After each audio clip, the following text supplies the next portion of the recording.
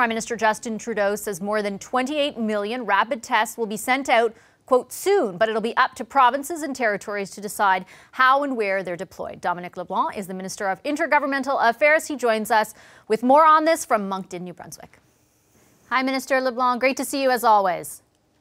Thanks, Vashi, for having me on the program. I wanted to start off and ask you about rapid tests, because the Prime Minister highlighted them and the acquisition of them and delivery to the provinces as sort of one of the main ways the federal government is supporting the provinces through this second wave. He said that some would be delivered, I think, as soon as next week. Can you be more specific with our viewers? When will these rapid tests be in the hands of provinces?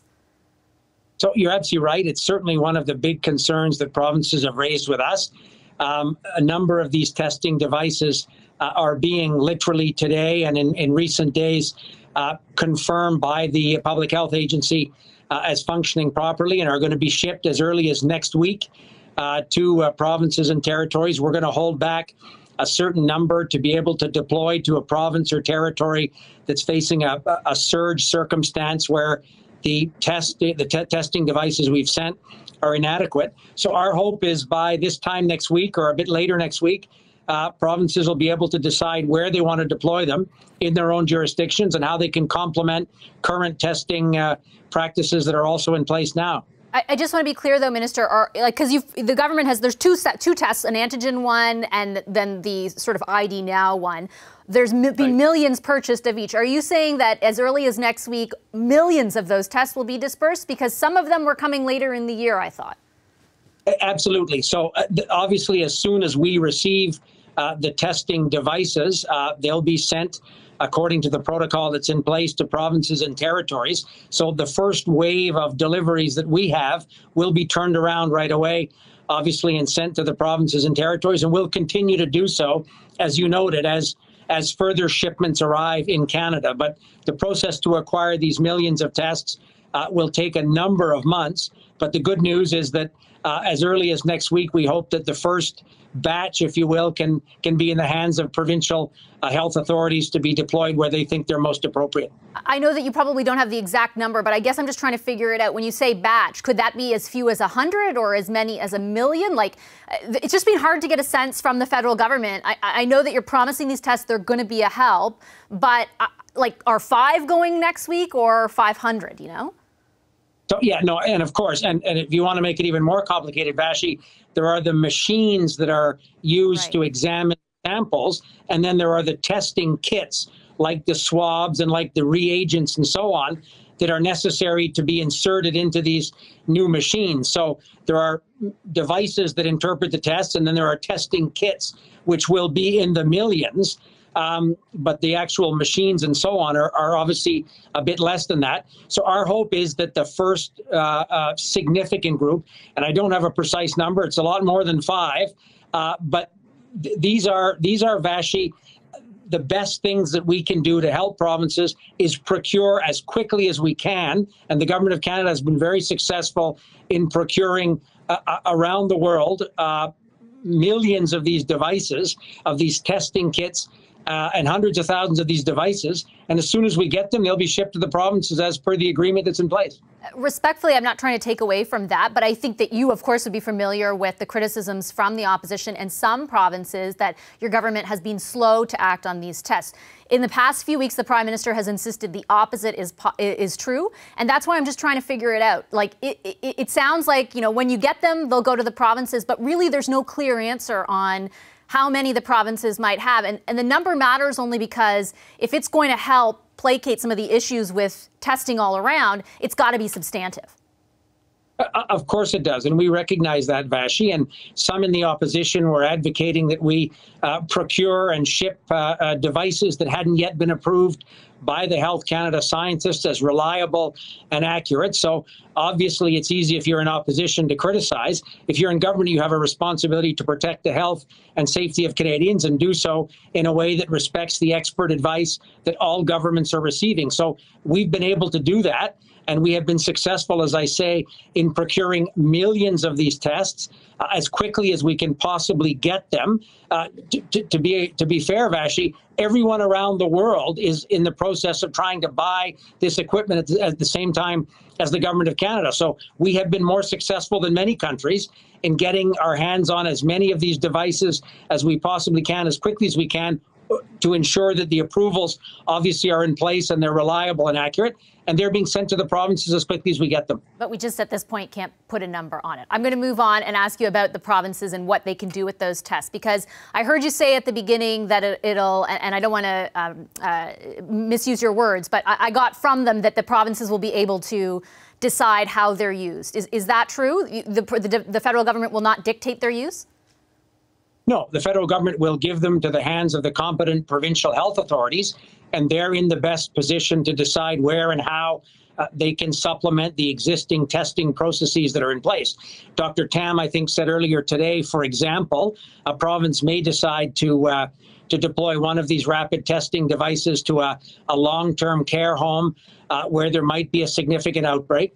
But provincial and local health authorities will be the ones that will be able to determine where they're most valuable. And as we said, it is in the context of other testing. If an average of 77,000 tests a day are being done right now across the country, there's obviously significant capacity already in laboratories and hospital testing facilities and testing clinics. This is to supplement that and, as you said, make it more accessible and hopefully faster, all of which are very worthy objectives. And you said that you'll hold back a certain percentage of them for places where there are surges. Is there a formula to deciding that, or a certain percentage that you know right now already will be held back?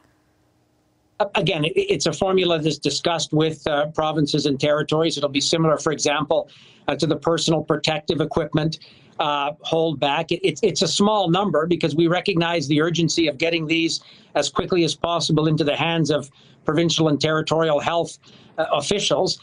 But Dr. Tam properly noted this morning that there's a very small holdback if all of a sudden in a few weeks, there's a sudden surge that requires additional capacity, then we would be able to send these to that particular jurisdiction. But in fact, jurisdictions are helping one another with testing now.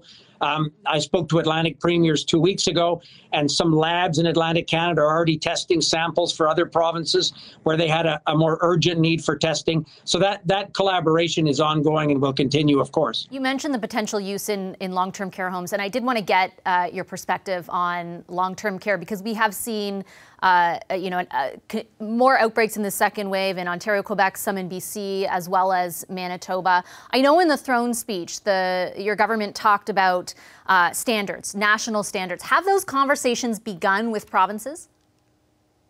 So the Prime Minister, I think, indicated this morning that we're having our 20th First Ministers meeting this Thursday evening. The Prime Minister and all the premiers will be on the phone this Thursday evening, and that's one of the substantive agenda items that we want to raise with the provinces and territories, is what can we do together to increase the protection that Canadians understandably expect all governments to ensure when it comes to looking after some of these very vulnerable people. I mean, these are people's parents, uncles and aunts, partners, spouses, grandparents. So we understand very, very acutely the concerns that Canadians have in terms of all governments doing everything they can to ensure the safety and security of these people. And we're prepared to work with provinces and territories in any respect that will increase the protections that we can offer these vulnerable Canadians. Yeah, the reason I bring up the timing is because I think in normal times it would be difficult to talk about national standards with provinces in an area of their jurisdiction. These are, very different times. I think there are a lot of Canadians, as you point out, who are worried when they see, more outbreaks after what we witnessed in the first phase of this pandemic in long-term care homes. Can that conversation, obviously the conversation will begin Thursday, but how soon can standards be kind of imposed on provinces? And does it have to happen, I guess my bottom line is, sooner rather than later, given this second wave? So obviously, the faster we can all agree on a way to work together to improve the protection of these vulnerable people, the better. I would disagree with your characterization of imposing something on provinces and territories. That certainly isn't our approach. We're going to begin the discussion with them. It was in the throne speech. They know it's coming, and they know we're prepared, as we've shown right from the beginning, Vashi, to invest billions of dollars in areas of provincial jurisdiction in a collaborative way that increase the protection of Canadians at a time when they're worried about their health and safety. So this is no different. We did it successfully with the safe return to school. We've done it in terms of improving testing capacity and contact tracing. So we're happy to have that conversation, and we think it can be very collaborative. But at the end of the day, Canadians want to know that all governments are working together to improve the protection, infection control measures, anything that will ensure greater safety for the residents of these long-term care homes in every province and territory. And that's a conversation we're anxious to have, and it'll start two nights from now. So does collaboration mean a package of money for provinces specifically targeted for long-term care that brings with it the attachment of national standards?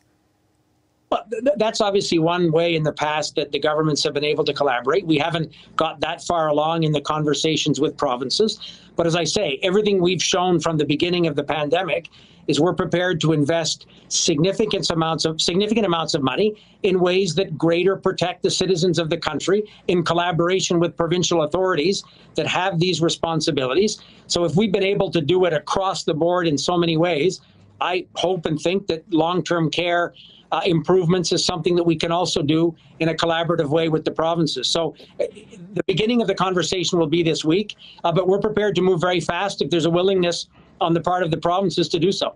Does that mean very fast, in the next coming months, or is this a years-long project? Oh, no, I would hope, Vashi, that it's not even coming months. We would be prepared to move in the coming weeks. If we can have a successful conversation with the provinces. As I say, we talked about it in the throne speech. The Prime Minister and all Canadians have expressed concern about the situation in these long-term care homes. So if the provinces are willing to work with us quickly, we're willing to move very quickly. It's certainly not a number of months, and it certainly isn't a year from now. The need is right now. If certain provinces are unwilling to work with your government in whatever way that your government ends up characterizing it, are you willing to go province by province?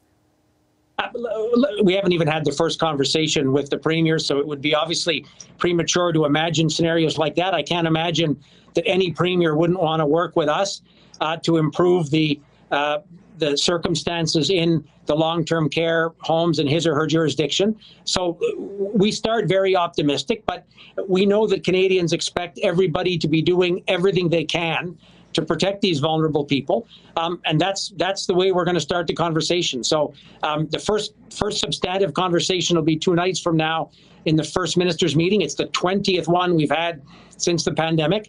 But if we sense a willingness to move very quickly, I know my colleague, the Minister of Health, Patty Hajdu, has had a number of discussions with her counterparts. So we're ready to move very quickly if the provinces want us to collaborate with them. Okay, Minister, I'll leave it there. I appreciate your time very much this evening. Thanks very much, Vashi. Have a good evening. You too. Hi, I'm Vashi Capellos, host of Power in Politics. See more of our show by subscribing to the CBC News channel or click the link for another video.